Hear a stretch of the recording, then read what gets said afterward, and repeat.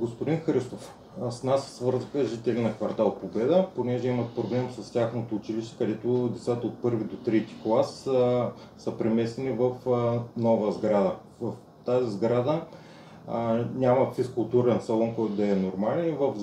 В помещение, което е 30 квадрата, тренират 30 деца.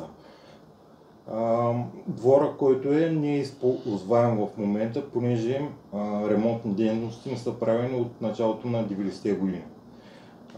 Какво може да се направи тези деца да имат нормални условия да тренират? Аз съм запознат с проблема още преди, може би, почти 2 години, когато стана наводнението в тази сграда. Ходих на место да я гледам. Това беше точно преди кметските избори 23-та година, мисля, че беше. Тогава отидох, видях, наистина големи течове имаше, някакви спукани тръби. Сградата е изключително стара, тя сигурно е над 70 годишна, на която е правен ремонт само на горните етажи, доколкото знам.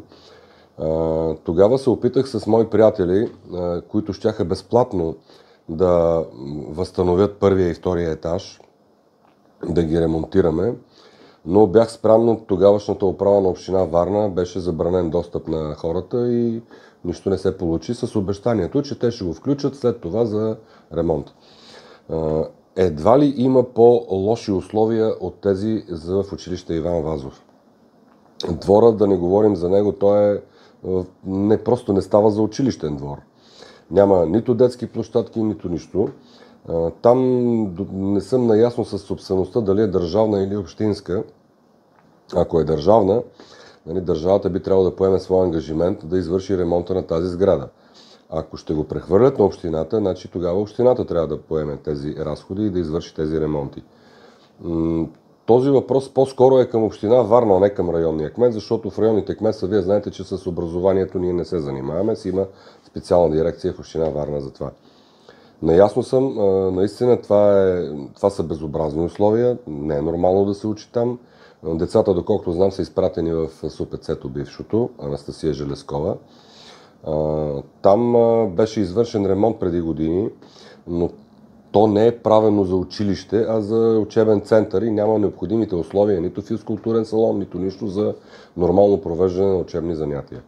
Така че би трябвало, според мен, община Варна да изясни проблема първо със собствеността на това училище и на земята и след това съответната институция да предприеме съответните мерки. Понеже те излизат на протест в неделя в 11 часа, понеже кварталът стана оживен и няма и пешеходни пътеки, как район Младост може да помогне? За пешеходната пътека можем да помогнем, разбира се, нека да пуснат едно заявление. Ние ще я вкараме в комисия по безопасност с тази молба и съм убеден, че комисията няма да откаже, а решенията на комисията са задължителни за община Варна.